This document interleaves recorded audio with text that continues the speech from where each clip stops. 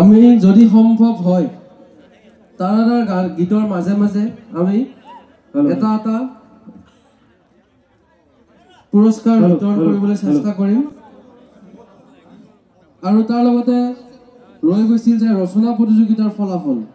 ৰচনা প্ৰতিযোগিতাৰ প্ৰথম স্থান লাভ কৰিছে শ্ৰী ময়ূৰী ডেকা দ্বিতীয় স্থান লাভ কৰিছে শ্ৰী প্ৰতীক্ষা চহৰীয়া আৰু তৃতীয় স্থান লাভ কৰিছে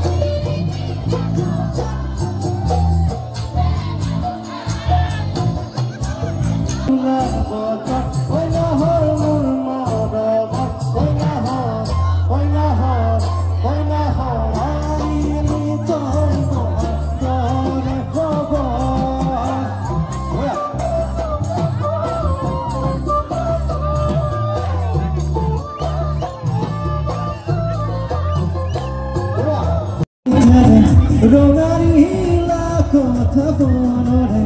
kasa pakunda kakote